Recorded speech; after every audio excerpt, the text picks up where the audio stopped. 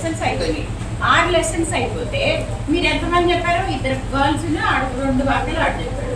మరి విలువారమై ఇంటి మిమ్మల్ని మోసపుచ్చుకొని మీరు వినకుండా ఆటలాడుకుంటే ఏంటి ప్రయోజనం?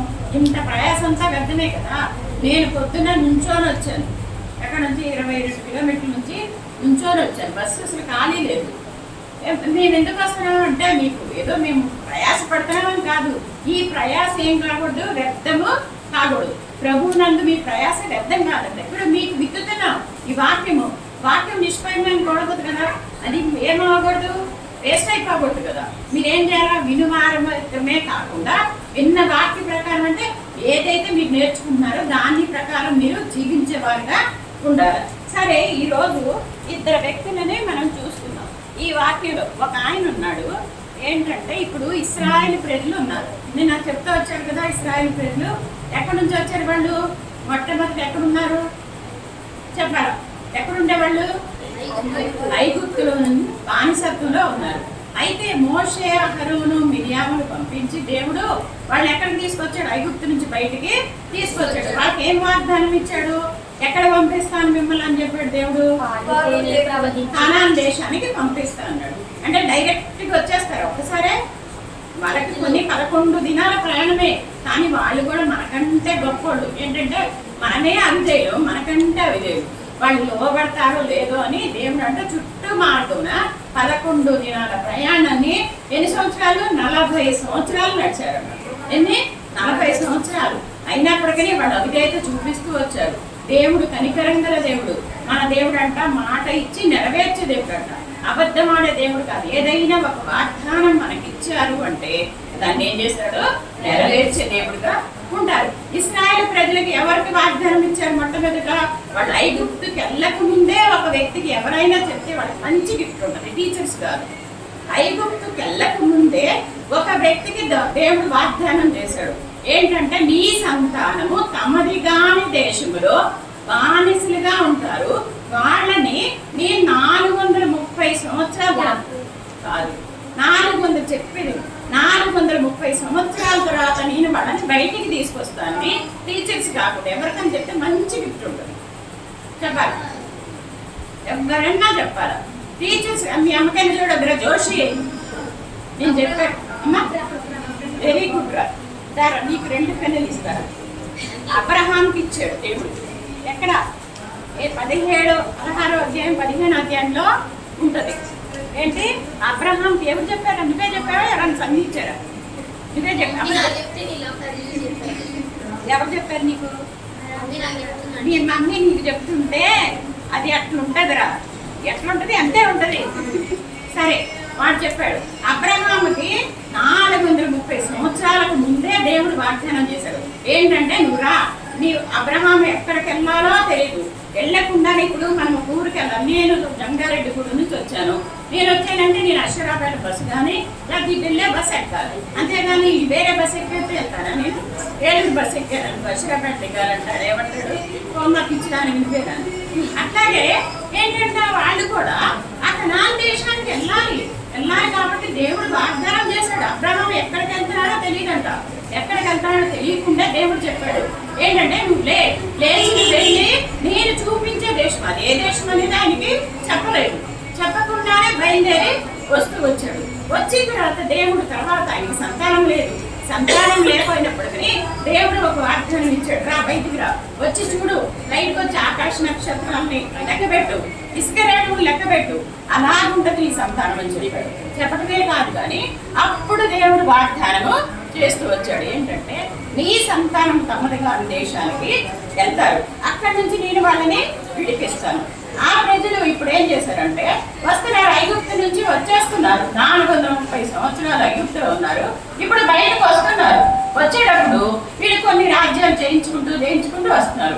ఇప్పుడు ఎక్కడికి వచ్చారంటే ఎరుకో దగ్గర మోయాబు మైదానం దగ్గరికి వచ్చారంట. ఎక్కడికి వచ్చారు? గుర్తుంచుకోవాలి పేరు. మోయాబు మైదానం దగ్గరికి వచ్చిందంట. ఆ మోయాబు రాజు ఎవరంటే సిప్పోరు కుమారుడైన బాలాకు. అయితే ఈ బాలాకు ఇశ్రాయేలు ప్రజలు చేసిందంతా, ఇశ్రాయేలు ప్రజలు ఐగుప్తులో దేవుడు ఏం చేశాడో తెలుసు. ఐగుప్తులకు ఎలాంటి శిక్షలు ఎలాంటి తీసుకొచ్చాడు. అక్కడ ఐగుప్తు దేశంలో 10 అద్భుతాలు చేసి దేవుడు తన ప్రజల్ని ఎలాగ బయటకు తీసుకొచ్చాడు అవన్నీ ఎవరికి తెలుసు? మోయాబు రాజుకి తెలుసు. ఈ ప్రజలు బయటకు వచ్చేసరికి వాళ్ళు వచ్చేసరికి ఆ జనాన్ని చూసి ఈ మోయాబు రాజుకి ఏమైందంట? భయం వేసిందంట. ఎందుకంటే వాళ్ళు పెద్ద లెక్కకు విస్తరించిన జనం ఉన్నారు. ఈ మోయాబు సైన్యం కొద్దిగుంది. అయితే ఈ మోయాబు రాజు ఏం చేశాడు? భయపడుతూ వచ్చాడంట. భయపడి వాళ్ళు ఎట్లా ఉన్నారంటే 22వ అధ్యాయంలో వచ్చి చూడండి, 22వ అధ్యాయము 22వ అధ్యాయము సంఖ్యాకాండము 22వ అధ్యాయము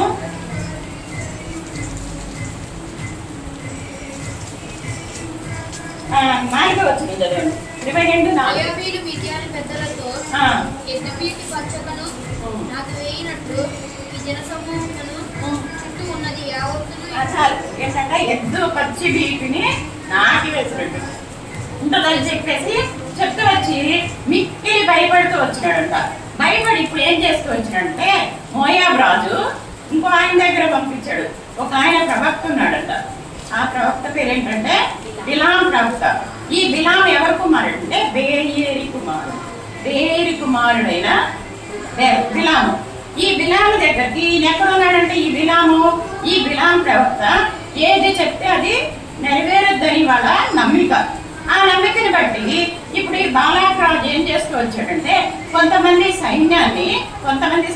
కొద్దిమంది తన దగ్గర ఉన్న పనులని ఏం చేస్తూ వచ్చాడంటే ఈ బిలాం దగ్గరికి. ఈ బిలాం ఎక్కడున్నాడు? పేతోరు అనే ఊర్లో ఉంటూ వచ్చాడు. పేతోరు దీంట్లోనే ఉంటుంది చూడండి, 5వ వచనం చివరిలో ఉంటుంది. చాలు పేతోరుకి దూతల చేత వర్తమానం పంపించాడు. ఏమనంటే నా దగ్గరకు ఒక జనం వచ్చారు, వాళ్ళు విస్తారంగా ఉన్నారు, వాళ్ళని చూస్తే నాకు భయం వేస్తుంది అని చెప్పేసి ఇవన్నీ చెప్పి మీకు తర్వాత లెసన్స్ లో ఉంటుంది. యెహోషువ గ్రంథంలో కూడా ఉంటుంది. రాహాబు ఏం చెప్తుందంటే మీ దేవుడు పైన ఆకాశం కింద భూమి మీద కూడా గొప్పవాడు, కాబట్టి ఈ ప్రజల గుండెలు ఏమైతుంది? నీరైపోయింది మిమ్మల్ని గురించి తెలుసుకున్నప్పుడని రాహాబు చెప్తుంది. అట్లాగే ఈ మోయాబు రాజు ఈ బాలాక్ ఏం చేశాడంటే ఈ బిలాం దగ్గరికి వర్తమానం పంపించాడు. అయ్యా నువ్వు వచ్చి వీళ్ళు ఏం చెయ్యి, శపించాలా, నువ్వు శపించాలని శపిస్తారంటారు కదా, నువ్వు దీవించబడతావు కదా, నువ్వు వచ్చి నిన్ను ధనపరుస్తాను, నేను హెచ్చిస్తాను, నీకు ఎంత ధనం కావాలంటే ధనం ఇస్తానని చెప్పేసి ఈ మోయాబు రాజు ఏం చేశాడు?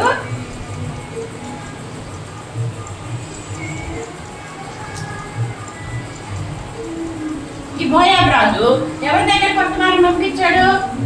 బిలాము దగ్గరికి వర్తమానం పంపించాడు. ఈ బిలాముకి యేసు ప్రభువుకి మన దేవుడు ఎవరో తెలుసు, ఆయన చేసే అద్భుతాలు తెలుసు, ఐగుప్తులోంచి మోషే ద్వారా ఎలా నడిపించాడు అన్నీ తెలుసు. దేవుడు తన ప్రజలకు వాగ్దానం ఇచ్చాడు, ఆయన మాట ఇచ్చి నెరవేర్చలేదు. నరమాతుడు కాదు, అబద్ధమాటకు ఏదైనా ఒక వాగ్దానం మనకి ఇచ్చాడు అంటే ఆయన తప్పగా నెరవేరుస్తాడు. కాబట్టి ఇవన్నీ బిలాముకి తెలుసు. అయినప్పటికీ ఏం చేశాడు? ఈ బాలాకు తనకు ఘనపరుస్తాను, తనకు ధనం ఇస్తాను, తనను అత్యధికంగా హెచ్చిస్తాను అని చెప్పినప్పుడు ఈ లోక ఘనతకు ఏం చేశాడు? బిలాము ఆశపడుతూ వచ్చారు. సరే కొంతమంది దూతలు పంపించిన తర్వాత ఏం చెప్తూ వచ్చినాడంటే సరే మీరు ఉండండి, ఈ రాత్రికి దేవుడు నాకు ఏదైనా చెప్తే నేను మీరు పంపిస్తానని చెప్పేసి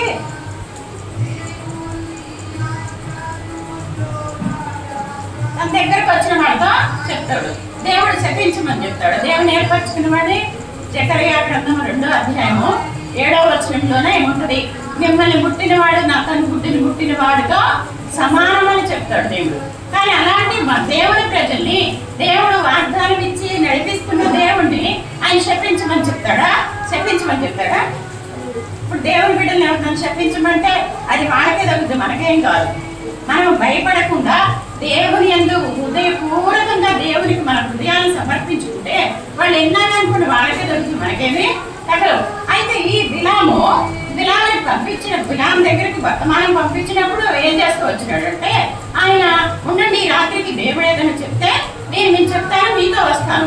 ఎందుకంటే తన హృదయంలో ఏం కలిగింది? ఆశ కలిగింది, ధనాశ కలిగింది. ధనాశ అంటే సమస్త కీడులకు మూలమంట. ధనాశ కదా, ఆశ కలిగి ఉండాలి. మనకి విపరీతమైన ఆశ అనేది మనకి ఉండకూడదు. ధనాశ సమస్త కీడులకు మూలము. ఎక్కడుంది? తిమోతి పత్రిక 1 తిమోతి 6వ అధ్యాయంలో ఉంటుంది. సరే, ఇప్పుడు మీరు చూడద్దు, బైబిల్ చూసేయండి, అడిగినప్పుడు చెప్పండి. సరే, ఇప్పుడు ఏం చేస్తాడు? సరే, ఈ రాత్రికి మీరు ఉండండి, నా దగ్గర ఉంటే మీకు ఆయన ఏం సెలవు ఇస్తారు చెప్తానన్నప్పుడు దేవుడు ఏం చెప్పాడంటే, వాళ్ళు ఆశీర్వదించబడిన జనము, వాళ్ళు నా జనము, నువ్వు వాళ్ళని చెప్పించకూడదు. వాళ్ళు నీ దగ్గరకు వచ్చిన వాళ్ళు ఎవరు అంటే, తన హృదయంలో ఆశ ఉంది. ఏంటి? ధనాశ ఉంది, డబ్బు సంపాదించుకోవాలి, రాజు నన్ను కనపరుస్తా అన్నాడు. ఇప్పుడు ఈ లోపల ఎవరైనా కలెక్టర్ కానీ మనని కలెక్టర్ పిలుస్తున్నాడు, మిమ్మల్ని గణపరుస్తాడంట అంటే మనకి ఎంత ఇది ఉంటుంది? ఆశ ఉంటుందా? ఉంటుంది కదా, వెళ్తాం కదా. కలెక్టర్ ఏమన్నా రమ్మన్నాడు, లేకపోతే చీఫ్ మినిస్టర్ రమ్మన్నాడు, ప్రైమ్ మినిస్టర్ రమ్మన్నాడు అంటే మనకెంత ఆశ ఉంటుంది కదా. అయితే ఈ రాజు లోకరాజే, ఆయన దుష్టుడే, ఆయన ఏమి పరిశుద్ధుడు కాదు. అందులో వాళ్ళు ఎవరు? అన్యులు, మోయాబీలు అంటే 10 తరముల వరకు కూడా ఇశ్రాయేలు గోత్రంలో చేరకూడదని ఉంటుంది. దేవుడు చేస్తున్నాడు. చూడండి ఒక్కసారి చూస్తున్నా. మోయాబీలే కానీ అమ్మోనీలే కానీ ఇశ్రాయేల్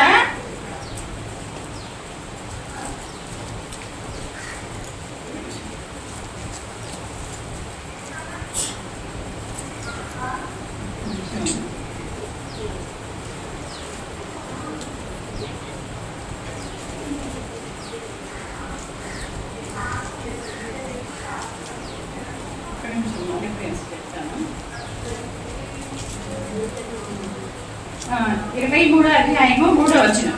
23:3 అమ్మోనీయుడే గాని మోయాబీయుడే గాని యెహోవా సమాజంలో చేరకూడదు. ఏంటంట? 10 తరముల వరకు కూడా చేరకూడదంట.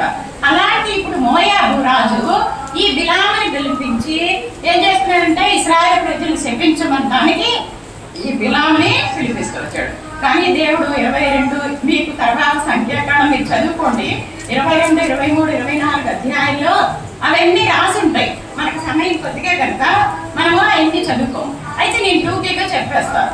ఇప్పుడు బిలాం దగ్గరకు పంపిస్తే ఈ బిలాం చేసినంటే, సరే ఈ రాత్రికి మీరు ఉండండి, నేను రేపు పొద్దున దేవుడు ఏం చెప్తాడో అది నేను చెప్తాను అన్నప్పుడు దేవుడు రాత్రి ప్రత్యక్షమై బిలాం అడుగుతారు, వాళ్ళు నీ దగ్గరకు వచ్చినప్పుడు ఎక్కడి నుంచి వచ్చారు, ఎవరు అంటే, అప్పుడు వాళ్ళు ఏం చెప్తారంటే, ఆయన ఏం చెప్తాడంటే, ఫలానా రాజు పంపించాడు, ఆయన నన్ను కనపరుస్తాడని ఏం చెప్పలా, కానీ ఆ రాజు పంపించాడు, నేను ఫలాని వాళ్ళని శపించాలంటే వాళ్ళు ఆశీర్వదించబడిన జనం వాళ్ళని శపించకూడదు అని చెప్పినప్పుడు సరే ప్రభు అని చెప్తాడు. చెప్పేస్తే అలాగే పొద్దున ఏం చెప్తాడంటే, దేవుడు నాకు సెలవు లేదు, తన మనసులో అయితే ఏముంది? కోరుకుంది. ఏం కోరిక? రాజు తను కనపరుస్తాడు కదా, దాన్ని హెచ్చిస్తాడు, ధనం ఇస్తాడు కదా. ఆస్తి బరుడైతే చాలా ఆశ ఉంటుంది కదా, మనకు ఆస్తి వస్తుందంట, ఆశ ఉంటుందా? ఎవరికైనా ఆశ ఉంటుందా? ఉంటుంది కదా.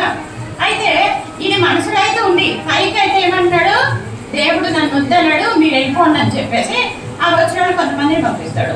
ఇప్పుడు ఈ బాలాం రాజు ఏం చేస్తున్నాడంటే ఆతృతగా చూస్తున్నాడు. ఎందుకంటే తన దగ్గరకు బిలాం వస్తాడేమో, బిలాం వచ్చి ఈ ప్రజల్ని శపిస్తాడేమో, అప్పుడు నేను వీళ్ళని జయం పొందుతానేమో, వాళ్ళ మీద విజయం పొందుతానేమో అని ఆశగా రాజు ఎదురు చూస్తూ ఉన్నాడు.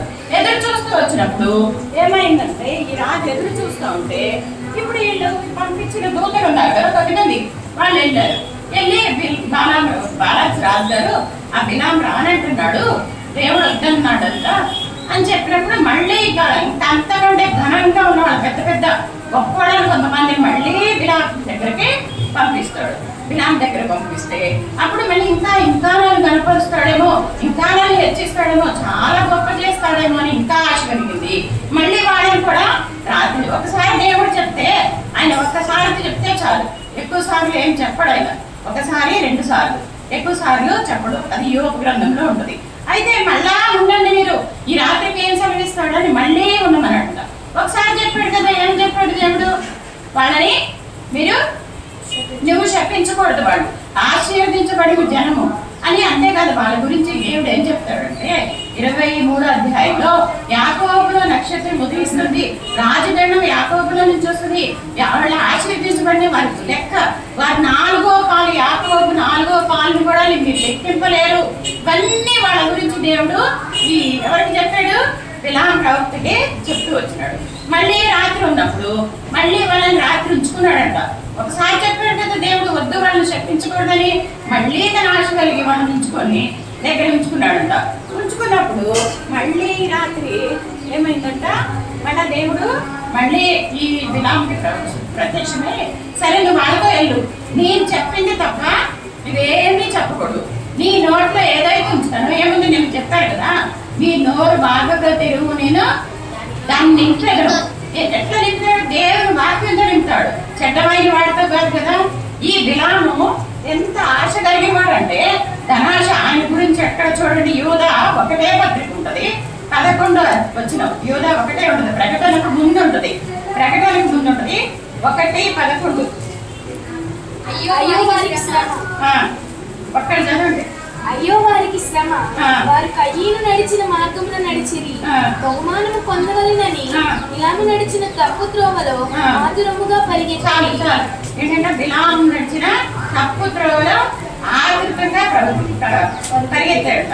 మళ్ళీ 2 పేతురు 2:15 ఈ బిలాము గురించి ఉంటుంది. సరే 2:15 చదువు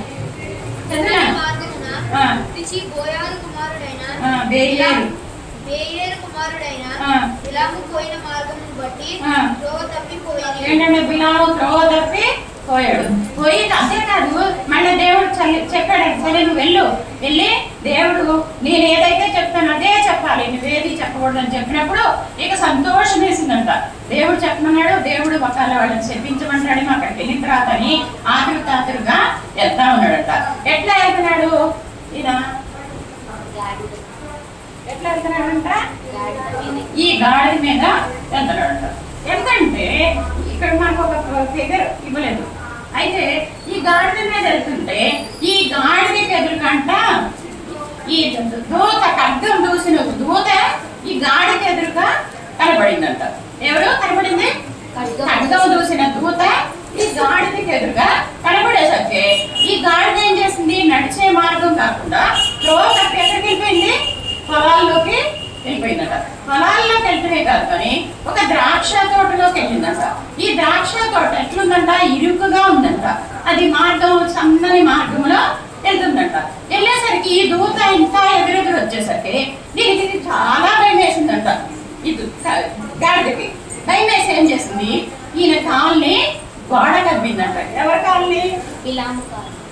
ఈ బిలాము కాల్ని గోడకి అది వేసిందంట. అన్నేసారి ఈ దోవ తప్పగానే కొడుతూ వచ్చాడు. 2 సార్లు కొట్టాడు. 3వసారి ఏం చేసింది? గోడ కమ్మేసరికి ఇప్పుడు మన కాలు గోడకు తగిలింది అనుకో, ఎవరైనా మనకు నెట్టినా లేకపోతే గోడకు తగిలితే మనకి ఎంత బాధ ఉంటుంది కదా, ఉంటుందా ఉండదు? అలాగే ఈ గాడిద దాని గోడకేసి నుండేసరికి దాన్ని విపరీతంగా కొట్టాడట. ఎవరు కొట్టారు? బిలాము కొట్టాడు. బిలాము కొట్టేసరికి ఇప్పుడు ఈ గాడిదకి ఏమిచ్చాడు దేవుడు? నోరిచ్చాడు. మనుషులు మాట్లాడినట్లు మాట్లాడదట. నేను నీ దాన్ని ఇంతవరకు నీకు ఎక్కడైనా కష్టం కలిగించానా? ఎప్పుడైనా నీకు బాధ కలిగించానా? నువ్వు నన్ను ఎందుకు ముమ్మారు కొట్టావు అని చెప్పినప్పుడు నా చేతిలో ఖడ్గం ఉండే. అప్పటి వరకు జ్ఞానం లేదా? గాడిద మాట్లాడుతుందని జ్ఞానం ఉండాలి కదా. ఎవరికి? బిలాముకి ఏమి లేదు. తను ఎట్లున్నాడు? ఎప్పుడు వెళ్దామా గాలాగ్ దగ్గరికి, ఎప్పుడు ఆయన ఇచ్చే ఘనత, ఆయన ఇచ్చే ఐశ్వర్యము, ధనాన్ని తీసుకుందామని ఆతృతలో ఉన్నాడు. కానీ అయ్యో ఈ గాడిద ఎట్లా మాట్లాడుతుంది, ఇప్పుడు దాకా మాట్లాడు గాడిద అనేసి ఏమాత్రం ఏం లేదు, గ్రహింపు లేదు. సరే అప్పుడు ఏమైందంట? నేను నీ దాన్ని మొదలుకొని నీకు ఎప్పుడైనా కష్టం కలిగించానా? లేదు కదా, నువ్వెందుకు ఇట్లా చేస్తున్నావు అని చెప్పినప్పుడు అప్పుడు బిలాము కన్నులంట తెరవబడ్డాయంట. ఏమైంది? బిలాము కన్నులు తెరవబడ్డాయి. తెరవబడినప్పుడు ఏం కనపడిందంట? ఈయన దూత, అది దూత కాదు కానీ మనకు అది ఇచ్చారు పేరు, దూత ఉంటుంది. ఆ దూత కనపడిందంట. అప్పుడు ఏం చేశాడంట? అయ్యో నేను తప్పు చేశాను ప్రభా, నేను వెనక్కి వెళ్ళిపోనా అన్నాడు. తన మనసులో ఏముంది? ముందుకెళ్ళాలి, ఆస్తి సంపాదించుకోవాలి, ధనం సంపాదించుకోవాలని ఉంది. ఎప్పుడైతే ఖడ్గం తెలిసిన దూత ఉన్నప్పుడు ప్రభా నాకు తప్పు అయిపోయిందని ఎక్కడికి వెళ్ళాలా? వెనక్కి వెళ్ళిపోవాలా. కానీ వెళ్ళలేదు. వెళ్ళకుండా ఏం చేశాడంటే, సరే నువ్వు వెళ్ళు, నువ్వు నీ నడత నా ఎదుట విపరీతంగా ఉంది, అదే మాట 2 సార్లు బైబిల్లో ఉంటుంది. ఎవరైనా చెప్పగలుగుతారా? నీ నడత నా ఎదుట సరిగా లేదు. ఇది ఒక చోట, క్రొత్త నిబంధనలో ఒక చోట. నీ అమ్మకాయలు చూడకరా, ఎక్కడ కొత్త నిబంధనలో కూడా ఉంటుంది. చాయిస్ చెప్పారా? కొత్త నిబంధనలో కూడా ఉంటుంది. చెప్తారా? చెప్పిన వాళ్ళకి గిఫ్ట్ అని చెప్పాను కదా. చూడండి, అపోస్తుల కార్యము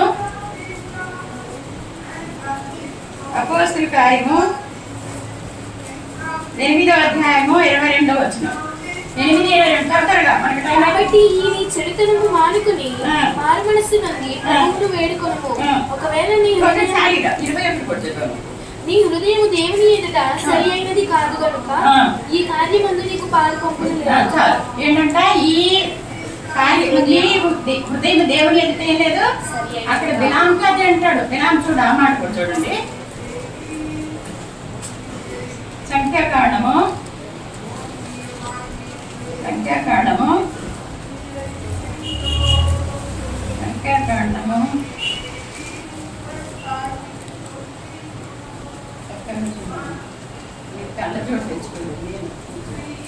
తీస్తే చదవమ్మా మేరీ. సరే, ఉంది 32వ వచనం చదవమ్మా. 22 దూత ఈ ముమ్మారు నీ గాడిదను నీవు కొట్టితివి, వేల కొట్టితివి. ఇదిగో నా ఎదుట నీ నడత విపరీతమైనది కనుక నేను నీకు విరోధినై బయలుదేరి వచ్చి. చాలంట. ఏమైందంట? ఆయన నడత విపరీతం ఉంది, విరోధమైందంట దేవునికి. దేవునికి విరోధం అయితే మనం బ్రతకగలమా? మనము బ్రతకలేము. దేవుడు మనుషులు విరోధైనా పర్వాలేదు, కానీ దేవుడు విరోధం అయితే మనము బ్రతకలేము. అయితే ఈ బిలాముకి దేవుడు వ్యతిరేకంగా ఉన్నాడు. ఎందుకంటే బిలాము చెప్పిన మాట మీరు వినుమాత్రమై విని, ఇప్పుడు విన్నాడు కదా. ఐగుప్తు నుంచి ప్రజలు వచ్చినప్పుడు అన్నీ విన్నాడు. మోషే ద్వారా ఎలా నడిపించాడో విన్నాడు. అంతకుముందు కొంతమంది రాజులను ఎలా జయించారో ఇశ్రాయేలు ప్రజలు విన్నాడు. దేవుడు వాగ్దానం చేసిన ప్రజలు, వారిని విమోచించుకున్నాడు. వారిని తన స్వాస్యంగా చేసుకున్న ప్రజలు. కాబట్టి వాళ్ళకి కీడు నష్టం కలిగితే ఊరుకుంటాడు దేవుడు? ఊరుకోడు. అయితే ఇప్పుడు ఏమైందంటే, సరే నువ్వు వెళ్ళి ఏం చెప్పాను? నీ నోట నేను ఏదైతే చెప్తానో అదే పలకాలి, వేరే ఏం పలకూడదని చెప్పుకుంటూ వచ్చినాడు. చెప్పిన తర్వాత సరే వచ్చాడు. వచ్చిన తర్వాత ఈయనకి ఎవరు వచ్చారంటే, బిలాముకి ఎదురుగా ఈ బాలాకు రాజు ఎదురొచ్చేసరికి, ఇప్పుడు రాజు మనకి ఎదురుగా వస్తే ఎట్లుంటది? ఇప్పుడు మన చీఫ్ మినిస్టర్ మన పిలిచాడు అనుకుందాం, మనం వెళ్తున్నాం. మనకి ఎదురుగా చీఫ్ మినిస్టర్ వస్తే మనకి ఎంత సంతోషంగా ఉంటుందా? అబ్బా, నా ఎదురుకి ఎవరు వచ్చారు? చీఫ్ మినిస్టర్ వచ్చాడు, లేకపోతే వీళ్ళు వచ్చారని సంతోషం ఉంటుంది. ఇప్పుడు ఈయనకేమైంది? బిలాముకు కూడా రాజు ఆయన ఎదురుకు వచ్చేసరికి ఎంత సంతోషమో అయిందంట. సరే, నేను మొదటిసారి నిన్ను పంపిస్తే నిన్ను కనపరచలేను కదా, నిన్ను హెచ్చించేవాడిని కదా, నువ్వు ఎందుకు రాలేదంటే, దేవుడు నాకు సెలవే లేదు, సరే ఇప్పుడు వచ్చాను కదా అని చెప్పాడంట. చెప్పిన తర్వాత ఇప్పుడు ఈ బిలాం ఏం చేశాడంటే, ఇప్పుడు బిలాము ఈ రాజు ఏం చేశాడు? అక్కడ బలి అర్పించి ఆ మాంసం కొంత ఎవరికి పంపించాడు? బిలాముకి పంపించాడు, బాలాకు రాజు. కానీ మనము విగ్రహ సంబంధమైంది ఏది కూడా మనం తినకూడదు. నేను విన్నారు కదా మీరు. దానియేలు ఏం చేస్తూ వచ్చాడు? దానియేలు తన స్నేహితులు రాజు భోజనము భుజించి తమ్ము అపవిత్రపరచకూడదని.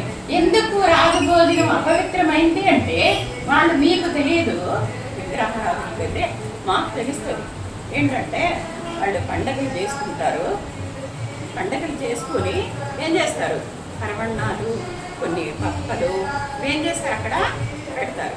పెట్టేసి తర్వాత వాళ్ళు తింటారు. అందుకు బట్టి ఎవరో వద్దన్నాడు? దానియేలు వద్దన్నాడు. అయితే ఇప్పుడు ఈ బిలాముకు తెలుసు, దేవుడు తెలుసు, దేవుని ప్రజల్లో తెలుసు. నేనేం చేస్తూ వచ్చాడు? ఆ బలి అర్పించింది తనకి పంపిస్తే, చూడండి ఆ వచనం కూడా, తిరిగి అచ్చోర్నకు వచ్చి అక్కడ 22వ అధ్యాయము 39వ వచనం. అప్పుడు బిలాము బాలాకుతో కూడా వెళ్ళాను. వారు కిర్యతు హుచ్చోతుకు వచ్చినప్పుడు బాలాకు ఎడ్లను గొర్రెలను బలిగా అర్పించి కొంత భాగము బిలాముకును అతని యొద్దనున్న అధికారులకును పంపెను. ఏం పంపించాడంట? బలర్పించినవన్నీ కూడా బిలాముకు పంపించాడంట. మనం తినొచ్చా? మనం తినకూడదు. ఇప్పుడు మేము మా ఇంట్లో మా అత్తగారు తరపు కానీ మా పుట్టింటి తరపు కానీ ఎప్పుడు కూడా దేవుణ్ణి నమ్ముకోలేదు. మేము కొన్ని వాళ్ళ పండగలకు కానీ దేనికి కూడా వెళ్ళము. ఒకప్పుడు నేను దేవుడు వద్దు అనుకున్నాను. చెప్పాను కదా పోయినసారి కూడా, మీరు విన్నాడు. నాకు దేవుడు వద్దని నేను హాస్టల్ నుంచి పారిపోయి వచ్చాను. ఎందుకంటే అది క్రిస్టియన్ హాస్టల్. వాళ్ళందరూ నన్ను అనుకుంటున్నారు మాకు హిందువులు కాబట్టి ఏదీ తెలియదు, ఏదో గొప్పగా చెప్పట్లేదు. అయితే దేవుడు నాకు వద్దనుకొని నేను పారిపోయాను. పారిపోయిన తర్వాత పెళ్ళైపోయింది. పెళ్ళైపోయిన తర్వాత మాకు ఉద్యోగం వచ్చింది. ఉద్యోగం వచ్చినప్పుడు దేవుడు నన్ను మళ్ళా వద్దనుకున్న దేవుడే నన్ను ఏం చేసుకొచ్చాడు, మాకు ఉద్యోగం ఇచ్చి అక్కడికి తీసుకెళ్ళిన తర్వాత దేవుడు సువార్త వినిపించి దేవుడు రక్షించుకుంటూ వచ్చాడు. రక్షించటమే కాదు కానీ ఒకప్పుడు దేవుడు వద్దనుకొని మా అంకులు నా భర్త చర్చికి వెళ్ళాడని నేను కిరోసిని పోసుకొని కాల్చుకున్న రోజులు ఉన్నాయి. కాల్చుకుని ఈ కాలు సరిగా ఉండదు. ఇక్కడ నుంచి ఈ కాలు కాలిపోయింది. ఎందుకు కిరోసిని పోసుకున్నా, నువ్వు మనకి దేవుడు ఉంటే నువ్వు చర్చికి వెళ్తావా అని. కానీ దేవుడు నన్ను వదిలిపెట్టలా. లేకపోతే నేను ఎప్పుడో చనిపోవాల్సింది, నశించుకోవాల్సింది. మీరు దేవుని కృప వల్ల మీరు చిన్న వయసులో వింటున్నారు. మేము 30 సంవత్సరాలు వచ్చిన తర్వాత ఇంటూ వచ్చాం. ఏంటి సువార్త విన్నాము, అంతకుముందు తెలుసు. కానీ కొంత నామకావాస్తిగా ఉన్నవాళ్ళని బట్టి మనం ఏం చేస్తామంటే లోపడం, వాళ్ళు చేసే క్రియలను బట్టి మనం దేవుని దగ్గరికి రాము. ఈనాడు చాలా మంది అలాగే ఉన్నారు. ప్రజల దగ్గరికి దేవుడు రాకపోవడానికి కారణము ఏంటంటే మీరు నేనే. ఎందుకంటే మన ప్రవర్తన జాగ్రత్తగా లేకుండా, దేవునికి ఇష్టమైన రీతిగా లేకుండా ఉండటం బట్టే దేవుని దగ్గరికి రావట్లా. చాలా మందిని బట్టి ఎట్లా లోకంతో ఏమైపోతున్నారు, మిళితమైపోతున్నారు. మనం లోకము నుండి దేవుడు మనం ఏర్పరచుకుంటే మనం లోకంలో మిళితం కాకూడదు కదా. సరే, ఇక మనకు లెసన్ అయిపోతుంది. ఏమైంది, ఇప్పుడు ఈ బిలాము బలర్పించినవన్నీ తీసుకొని తిన్నాడు. తిన్న తర్వాత ఏం చేశాడంటే అప్పుడు ఈ రాజుతో చెప్పాడు. ఏం చెప్పాడంటే, ఇదిగో 7 బలిపీఠాలు కట్టి ఈ బలిపీఠం మీద 7 కోడలను ఎద్దులను బలర్పించు. అక్కడ నుంచి దేవుడు నాకు ఏం చెప్తే నీకు చెప్తాను, నువ్వు అక్కడ బలి దగ్గరే ఉండని చెప్పేసి ఇందాక మనం చదివామా ఫిర్యాదు మొట్టమొదటి బలిపీఠము అక్కడ కడుతూ వచ్చాడు. అక్కడ కట్టిన తర్వాత దేవుడు బిలాము నోట ఏముంచాడంటే అన్ని ఏమి ఆశీర్వచనమే కానీ ఒక్కడ కూడా శాపవచనము లేదు. కాబట్టి ఇప్పుడు ఈయనకి కోపం వచ్చింది.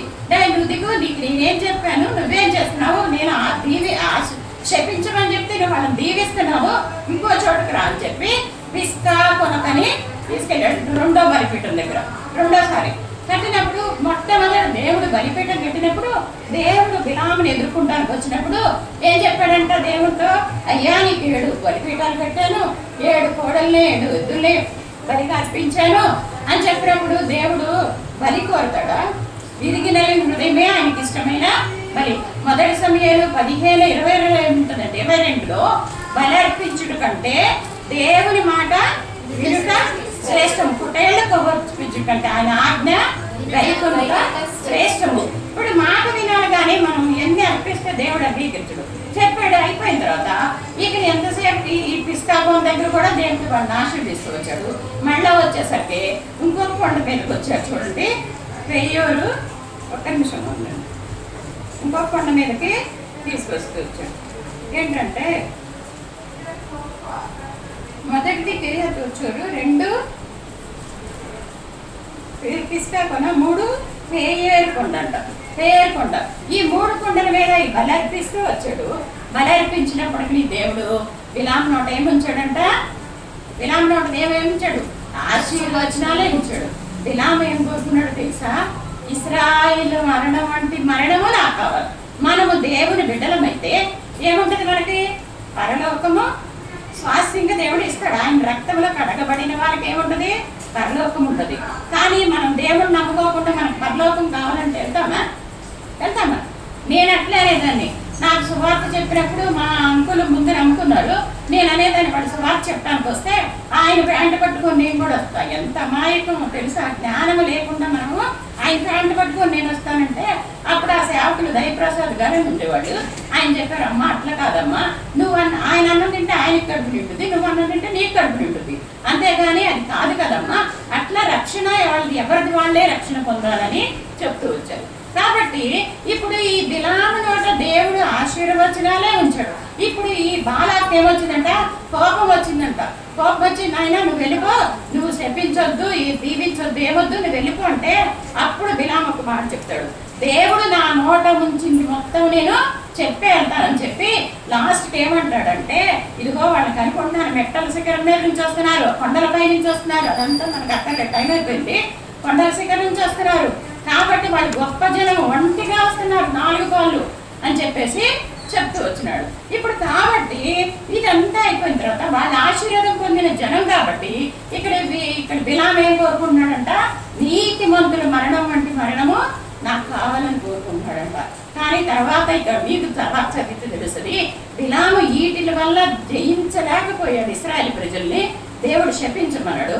కానీ 25వ అధ్యాయానికి వచ్చేసరికి అక్కడ అంతలా రాసి ఉంటుంది, కానీ ఈ బిలాము ఇశ్రాయేలు ప్రజలు చెడిపోవడానికి కారణమవుతూ వచ్చాడు. ఎందుకంటే ఇక్కడ ఓడిపోయాడు, కానీ 25వ వచ్చేసరికి అంటే ఇందులో లెసన్లో లేదు, అది 25వ అధ్యాయానికి వచ్చేసరికి ఈ బిలాము ఏం చేస్తూ వచ్చాడు? ఇశ్రాయేలు ప్రజల్ని చెడగొడుతూ వచ్చాడు. కాబట్టి మనం మొట్టమొదట మనం విరామలే ఎన్న వారమై ఉండి విడిచిపెట్టకుండా వాక్యానికి లోబడే వారంగా ఉండాలి. ఉన్నప్పుడే దేవుడు మనని ఆశీర్వదిస్తాడు. 1 యోహాను 1:9 చదవండి. 1 యోహాను 1:9 త్వరగా టైం అయిపోయింది. మన పాపములను మనం ఒప్పుకొని ఎడల ఆయన నమ్మదగిన వాడును నీతిమంతుడును గనుక ఆయన మన పాపములను క్షమించి సమస్త దుర్నీతి నుండి మనలను పవిత్రులుగా చేయును. చాలు. ఏంటంటే మన పాపాలు మొట్టమొదటి మన పాపాలు ఏం చేయాలా? ఒప్పుకోవాలి. ఒప్పుకొని వాటిని ఏం చేయాలా? విడిచిపెట్టాలి. ఆయన రక్తాన్ని మనం కోరుకుంటే మనకు పాపక్షమాపణ విమోచన ఉంటుంది.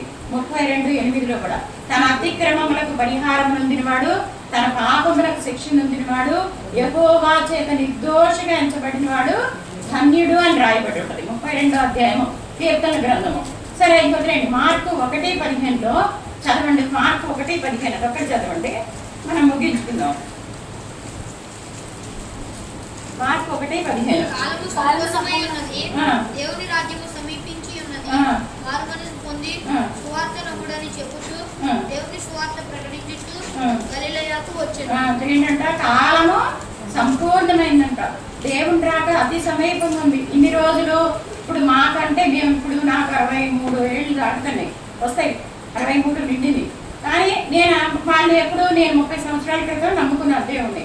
అప్పటి నుంచి నేను దేవుడు వస్తాడు అనుకున్నాం. కానీ ఇప్పుడు అన్నీ కూడా నెరవేరుతున్న దినాల్లో మనం ఉన్నాం. ఎక్కడ చూసినా హింసలు, అన్ని కరువులు, వర్షాలు, అననుకూల పరిస్థితులు, వర్షాలు, భూకంపాలు, రాజ్యం మీదకి రాజ్యము, అనారోగ్యం. ఎలాంటి అనారోగ్యాలు వస్తుంది తెలుసా? కరోనా టైంలో 3 సంవత్సరాలు మనము చాలా ఇబ్బంది పడ్డాం కదా. చనిపోయిన వాళ్ళని కూడా పారడేయటానికి కూడా ఆస్కారం లేని స్థితిలో వచ్చినాయి. అలాంటి రోగాలు ఎన్నో ఉన్నాయి. ఇప్పుడు ఎన్ని రోగాలు అంటే ఎక్కువ క్యాన్సర్లు ఎక్కువైపోయినాయి, బ్రెయిన్ స్ట్రోక్లు, హార్ట్ స్ట్రోక్లు వస్తున్నాయి. కాబట్టి పిల్లలు మీరు ఇప్పుడు నేడు అని సమయం ఉండగానే మీ హృదయాలు దేవునికి సమర్పించుకొని మీ పాపాలు ఒప్పుకుంటే దేవుడు ఏం చేస్తాడు? మీ పాపాలను క్షమించి మీకు కూడా మోక్ష రాజ్యం ఇస్తాడు. ఆ పరలోకంలో మనందరం ఉంటాము. ఇప్పుడు ఇన్ని మాటలు విని మీరు ఇనువారమై ఉండి మిమ్మల్ని మీరు మోసపుచ్చుకుంటా వాక్య ప్రకారం ఏం చేయాలంట? ప్రవర్తించేవారై ఉండాలి. అంటే వాక్యం పెట్టిన ఉంటే వాక్యానికి మనం ఏం చేయాలా? లోబడే వారంగా ఉండాలి. కాబట్టి అలాగూ మిమ్మల్ని అందరినీ దేవుడు దీవించిన కాక ఏమిటంటే ఆజ్ఞాపించు వాక్యము ఈరోజుది. తర్వాత కంటల వాక్యం యాకోబు 1:22 అదే చెప్పాను కదా, యాకోబు 1:22 కంటల వాక్యం.